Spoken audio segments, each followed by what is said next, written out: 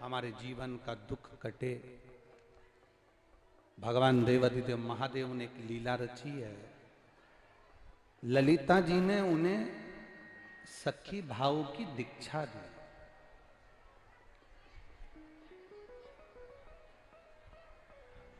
अब ललिता जी ने जब सखी भाव की दीक्षा दे दी तो ललिता जी तो भगवान शंकर की भी गुरु कहला। शिव जी का एक गुरु ललिता जी के भाव में भी व्यक्त है। जब कृष्ण राधा का दर्शन नहीं होता तब ललिता जी का स्मरण होना चाहिए। राधा जी की अष्ट सखियों में से एक सखी ललिता जी, और इनको राधा जी की सखी बनकर भगवान शंकर का सबसे पहले ब्रजभूमि पर दर्शन हुआ तो ललिता जी को रास मंडली में हुआ। क्यों? क्योंकि ललिता जी के जो पिता थे विशोक जी, वो भगवान शंकर के बड़े भक्त थे, शिव के भक्त हैं।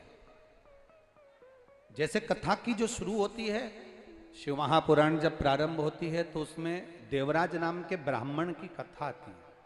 आप लोगों ने श्रवण करी है।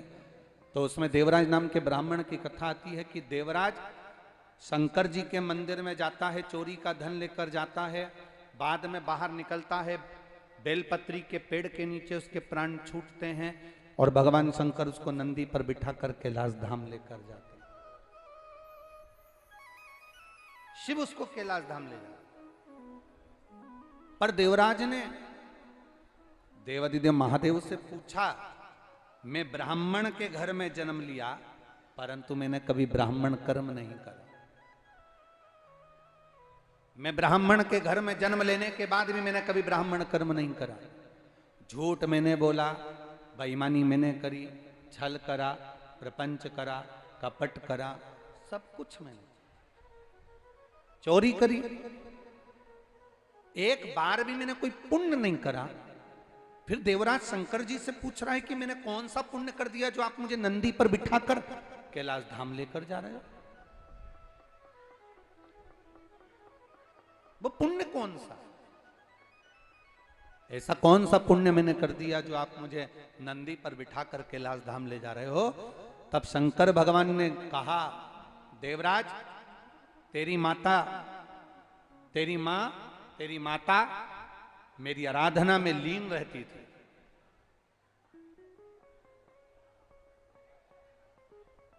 एकांत में जब कहीं जाती मार्ग से किसी वृक्ष के नीचे मेरा शिवलिंग उसको दिख जाता तो वृक्ष की पत्ती को तोड़कर, उसके पास फूल नहीं रहता, पुष्प नहीं रहता, वृक्ष की पत्ती को तोड़कर वो मेरे शिवलिंग को समर्पित कर दी थी।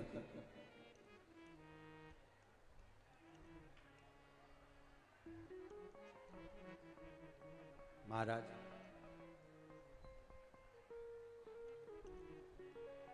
आपको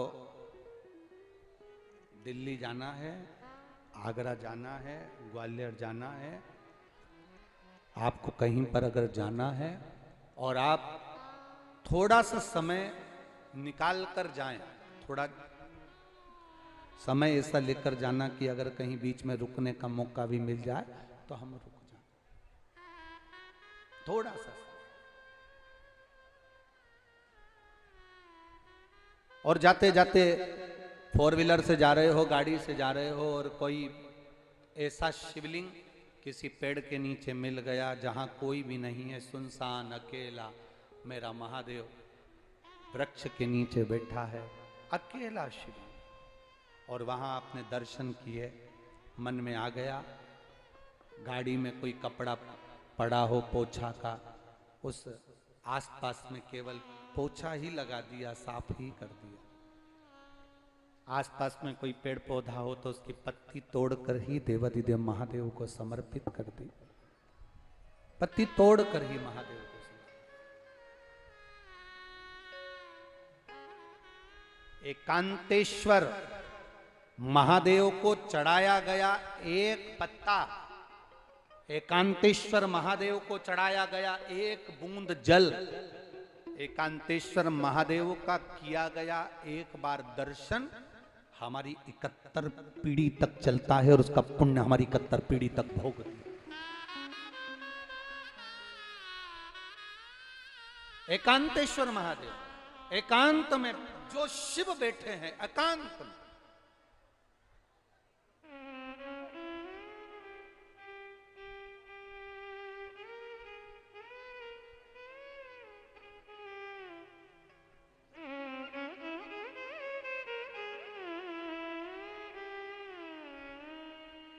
कभी आपके जीवन में ऐसा योग लगे, कभी आपके जीवन में ऐसा क्रम आए, कभी आपके जीवन में ऐसा क्रम लगे, ऐसा योग लगे, तो आप उसका स्मरण करिएगा। जा रहे हो, हम ये अलग से नहीं कहेंगे आपको कि आप अलग से कहीं एकांतेश्वर महादेव को ढूंढो। हम ये नहीं कहेंगे कभी भी कि आप कहीं एकांत में महादेव हो तो वहां जाकर बैठो, नहीं। आपके चलते चलते में, आपके चलते चलते स्मरण में आप अपना काम करते रहो, अपना कर्म करते रहो, अपना काम में लगे रहो, अपने स्मरण में लगे रहो, और उसके बीच में आप कर्म करते रहे, उसके बीच में।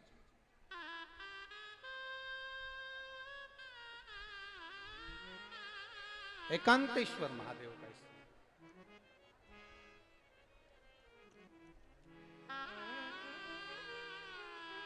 शिव कथा कहती है।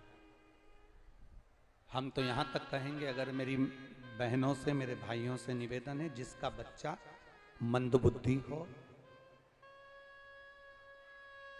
माइंड ने काम कम कर रहा हो, बुद्धि से कमजोर हो, चित्तवृत्ति से कमजोर हो, या शरीर से कमजोर हो, जिसका बच्चा बुद्धि से कमजोर हो, कभी अगर मौका मिल जाए तो गाय का जो दूध होता है, उस दूध का दही बनाकर,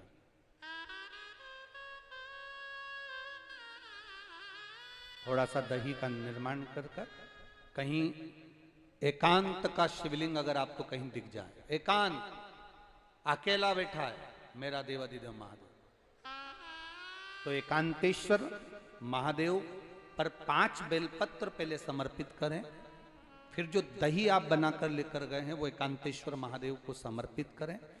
उस बेलपत्र को और उस दही को वापिस शिवलिंग पे से उठाकर डब्बे में या कटोरी में लेकर आए, शिवलिंग का अच्छे से स्नान कराकर, चंदन पूजन कर कर दही लेकर आ जाए।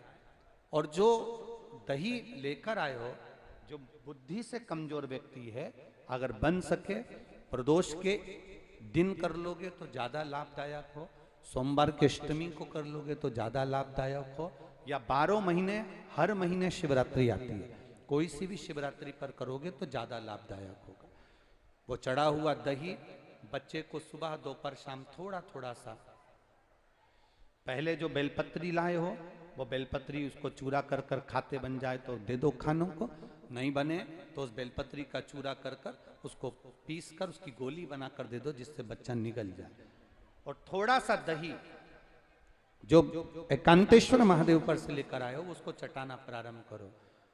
3 या 4 बार प्रदोष पर कर लिया, या 2-4 आपने महीने की शिवरात्रि पर कर लिया, बच्चे में जो विकास होगा आपको भी लगेगा कि मेरा बच्चा धीरे धीरे प्रबल होता जा रहा है।